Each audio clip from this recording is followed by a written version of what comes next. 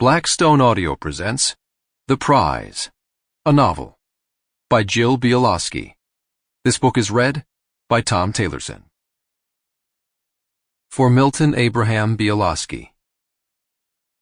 Forever Painting and Forever Young. John Keats. Ode on a Grecian Urn. Our doubt is our passion, and our passion is our task. The rest is the madness of art. Henry James, The Middle Years. Art is the window to the interior. Harold Darby, The Unrealized Self. Prologue. Edward Darby knew that an artist's work had the power to change the way in which art was perceived, for every successful artist must recreate the medium. But he did not know, each time he went to a new artist's studio, if he'd ever find it. When you see a work of art, it will be as if everything else in relationship to it has faded. Art should transport the seer from the ordinary to the sublime. His father, a scholar of romantic poetry, told him this when he was a boy. But it was more than that.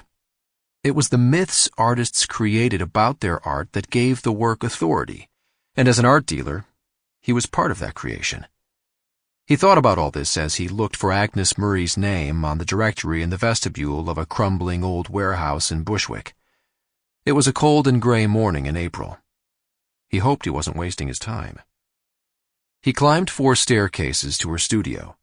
Out of breath, he saw her leaning against the battered door at the end of a dim hall in paint-spattered stretch pants and a moth-eaten cardigan pulled across her chest. She clutched the ends of her sweater. She was pale. Dark circles lined her eyes.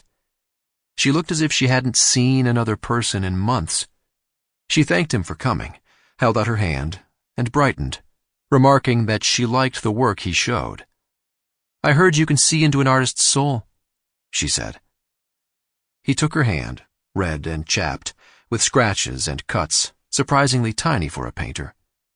Something about her earnestness touched him. A slant of light came through her window, and in the brightness she looked different than when she'd greeted him. An Irish beauty with corkscrew curls of red hair held back with a folded bandana, pea-green eyes, and light freckles peppered on the slope of her nose and upper cheekbones. She was petite but emanated stature. He traversed the studio, stiff in his blue suit and embarrassed by the squeaking of his new Italian leather shoes.